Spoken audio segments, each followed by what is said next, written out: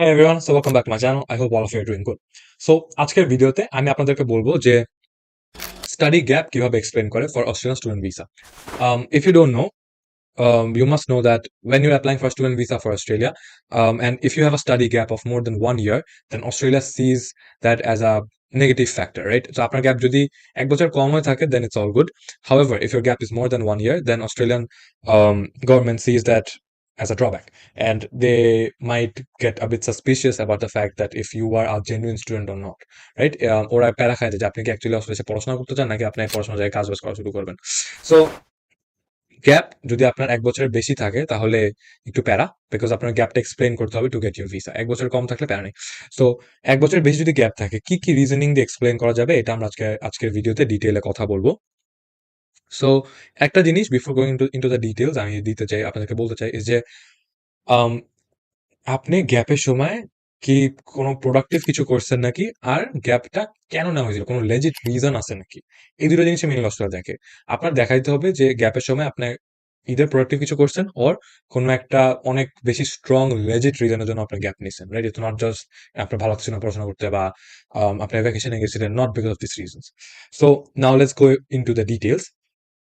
তো আপনার গ্যাপটা কখন নেওয়া হয়েছে এটা আবার অনেকটা ম্যাটার করে. লেটস সে আপনার গ্যাপ এসএসসি এর পরে নেওয়া হয়েছে. এখন গ্যাপ বেশিরভাগ মানুষ এক্সপ্লেন করে gap by saying that they work, right? So work experience দেখায়. বাট এসএসসি এর পরে আপনি পারবেন না, because you are very small, right? আপনি যদি এসএসসি বা ও লেভেল শেষ করে থাকেন, তা ও লেভেলস এর পরে তো আপনি মানে কাজ করার মতো কিছু না, আপনি কিছু জানেনই না, আপনি কি কাজ করবেন ও লেভেলস এর পরে, মানে আপনি এখনো you are new, you can't work. So you can't say that. So আপনি যদি এসএসসি বা ও লেভেলস এর পরে যদি 2-3 বছরের গ্যাপ বা 1 বছরের বেশি গ্যাপ হয়ে থাকে, তাহলে the only reason that you can show is a medical reason বা medical emergency. So medical emergency মধ্যে অবশ্য অনেক কিছু পড়ে. আপনার কোনো পাটা ভেঙে গেছে, চোখে প্রবলেম হয়েছে, এই সেই হয়েছে, অনেক কিছু আপনি বলতে পারেন. তো আপনার একটা মেডিকেল রিজন দেখাইতে হবে. এখন মেডিকেলি অবশ্যই অ্যাকচুয়ালি হয়েছে না কিনা এটা আপনার বিষয়. এখন আপনার যদি অ্যাকচুয়ালি মেডিকেল কিছু না হয়ে থাকে তাহলে অবশ্যই বাংলাদেশে অনেক জায়গা আছে যেখান থেকে আপনি অনেক কিছু বাই করতে পারবেন, রাইট? Related to medical. আমি এক্স্যাক্টলি বলতে চাইতেছি না কি, বাট অনেক পেপারস টেপার আপনি বাংলাদেশে এখানে ওখান থেকে বের করে নিতে পারবেন টু শো যে um ইউ আর সিক. অবশ্যই এটা একটু 2 নাম্বারই হয়ে যায়, I know, but that's the only way you can get a visa after your SSC. অবশ্যই আমি রেকমেন্ড করবো এটা করতে, আমি নিজে করি নাই. অ্যাটলিস্ট আমি আপনার জায়গায় হলে করতাম না, বিকজ এটা রিস্কি. বাট কেন আমি এটা বললাম, বিকজ এটা অনেক মানুষ করছে যারা এসএসসির পরে যে একটা গ্যাপ এক্সপ্লেন করেছিল, দ্যাটস দ্য অনলি রিজন আমি as far I know. Because এসএসসির পরে আপনার গ্যাপ এই রিজন ছাড়া কোনোভাবে ওরা অ্যাকসেপ্ট করবে না. হ্যাঁ, যদি এসএসসির পরে আপনার 3 বছর গ্যাপ থাকে, এই রিজন বাদে কোনো রিজন ওরা অ্যাকসেপ্ট করবে না, আপনাকে ভিসা দিবে না. That's the only way. But অবশ্যই you have to make sure that whatever you do it carefully, because আপনি যদি একবার ধরা খান, রাইট, যে um, আপনার ডকুমেন্টসে কোনো ঘাপলা আছে, তাহলে you will be your visa will be rejected, যেটা আপনার অন্য দেশের জন্য একটা খারাপ ইম্প্যাক্ট ফেলবে. লেটস সে ইউকে, কানাডা বা ওইসব অন্যান্য দেশের জন্য একটা খারাপ ইম্প্যাক্ট ফেলবে যদি আপনার ভিসা রিজেকশন থাকে. Now let's talk about HSC.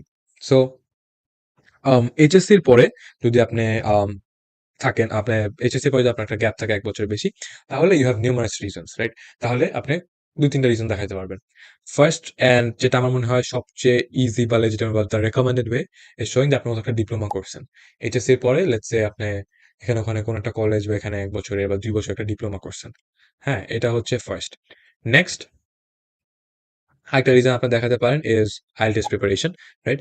So IELTS preparation এটা অনেক মানুষ রেকমেন্ড যে, because we come from uh you know country where English is our second language, not our first language. Our first language is Bangla. So আপনার IELTS এর preparation পিছনে অনেক time লাগছে. এটা is the most commonly accepted reason. এটা দিয়ে সবচেয়ে বেশি স্টুডেন্টরা ভিসা পাইছে, রাইট? এইটা আর ডিপ্লোমা, এই দুটা আর দ্য প্রাইমারি রিজনস যেটার জন্য স্টুডেন্টরা দেখায় ভিসা পাইছে, অ্যান্ড উইচ ইজ ট্রু.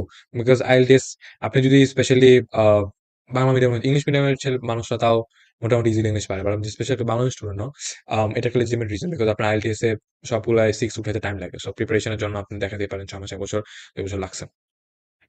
এটা গেল দুইটা reason. And so after HSC আমি সাজেস্ট করবো ডিপ্লোমা অ্যান্ড আইএলটিএস, রাইট?